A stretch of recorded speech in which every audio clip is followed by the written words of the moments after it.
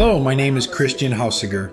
If you are interested in Irish stick fighting in Manchester with Simon Keegan from Keegan Bata, then this video is for you. Stay tuned.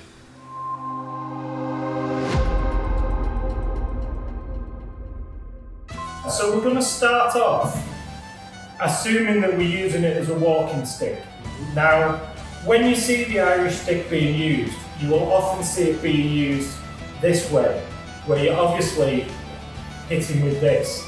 But the likelihood is, if you're walking along with it as a walking stick, you're going to be holding it by the handle end. And so if you need to defend yourself in a hurry, you're going to pick it up this way.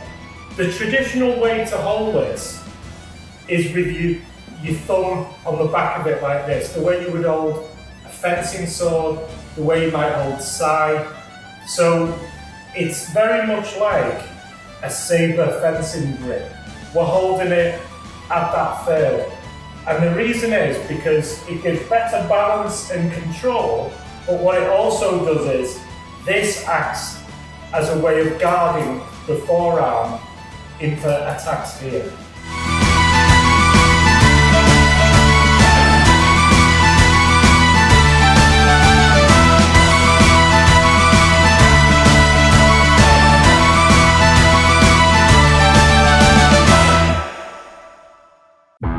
If you go back to the 16th century and you had the battles that the Irish were in, not all of the Irish could afford swords, spears, pikes, so they started using sticks. But fast forward into the 1700s, a lot of the Irish went to join the French brigade, the Napoleonic times, and so they were training with sticks for the sword.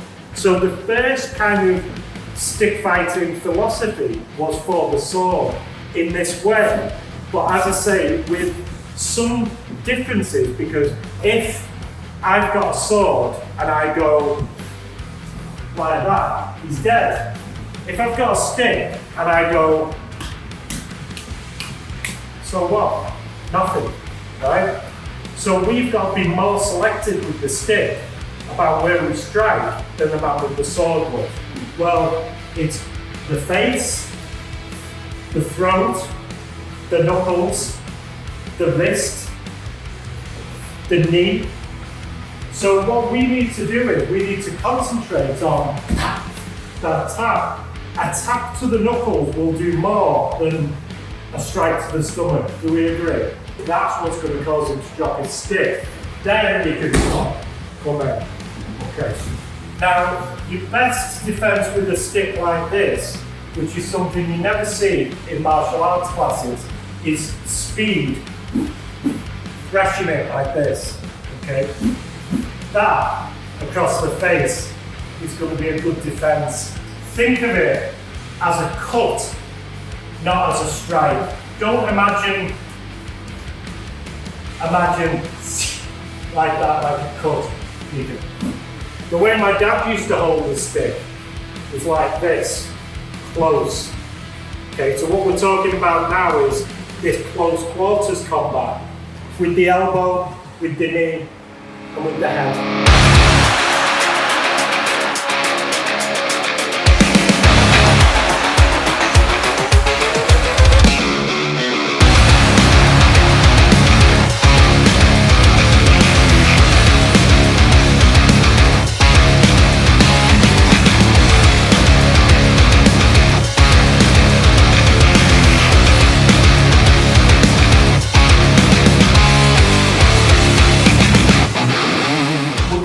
Slap.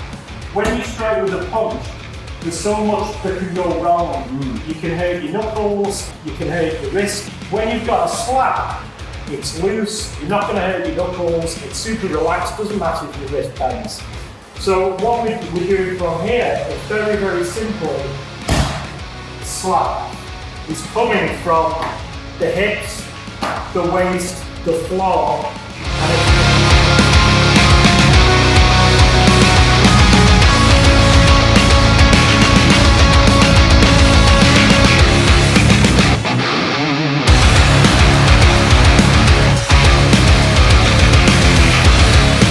This kick I have never seen in any other style style martial arts done the way that he did it.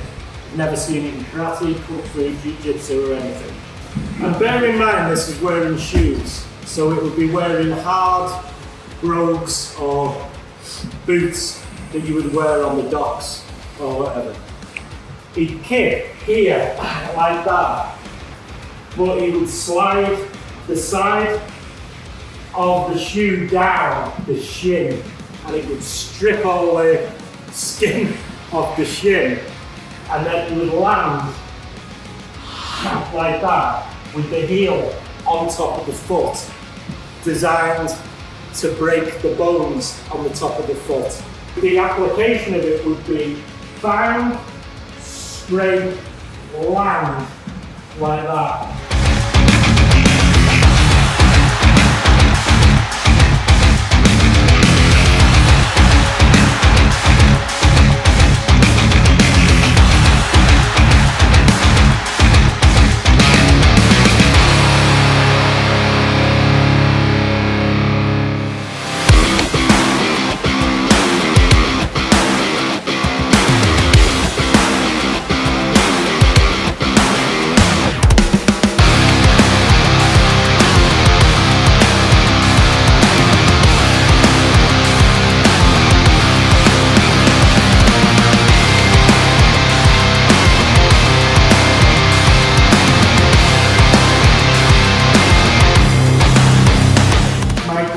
Used to say to my dad, shape as if you had a mind to do it. Move your body, have your body language, have your attitude as if you're serious about what you're doing. Visualize the technique. Strike, parry, strike the knee, stamp, strike one, strike two, pull, knee strike and back.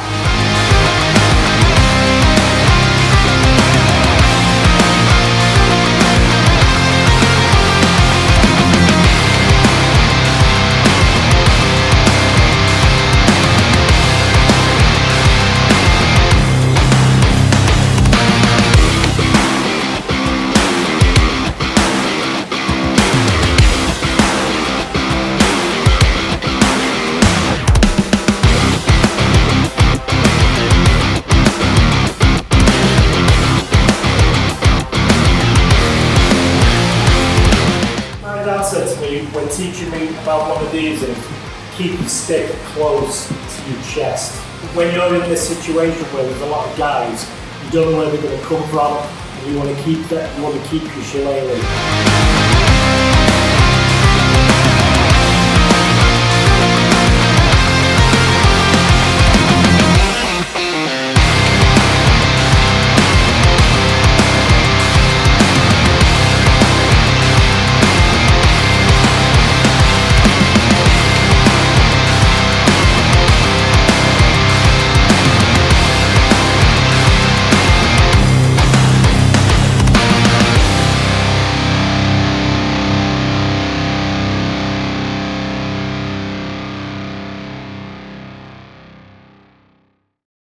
This is a black thorn. You can see on this stick where the thorns were, and people will say, oh, you leave the thorns on because it makes it more deadly when you strike. And it is, blackthorn is poisonous, so it would be bad. But what the thorns would do is, it would limit your ability to slide the hands. So you wouldn't want that as a stick fighter, to have the thorns left on.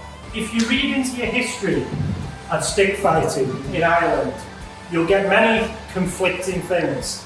There's basically two types of stick fighting in Ireland: party faction fighting and faction fighting.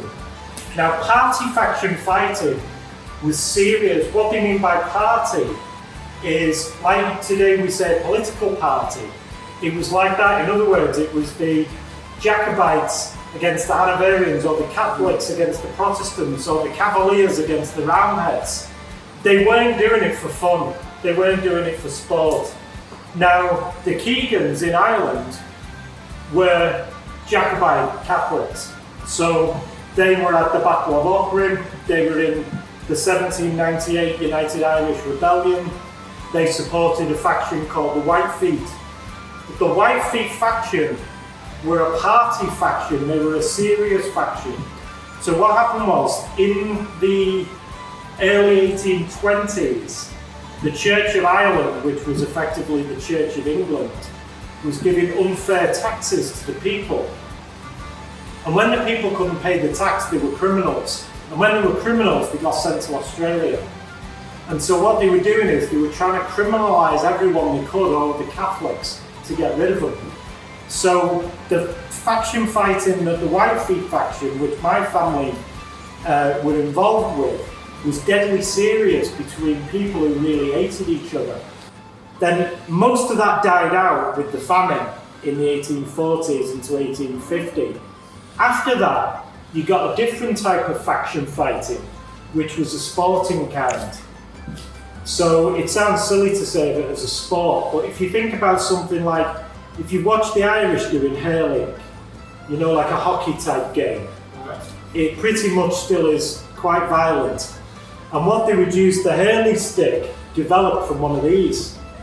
So that type of faction fighting was not to kill. It was a rough sport, but it was a sport. It was something they would do at the fair, like the way you might do rugby. You'd be 10 of us against 10 of you. And sometimes even what they would do is, if there was 10 of us and there was only 8 of you, one of my team would go and join your team and they'd fight with the sticks. But there was rules. They called it Shillelagh law. And what they would do is they would wear hats, and if you knocked your hat off, you were out. Unfortunately, people have mixed up the two.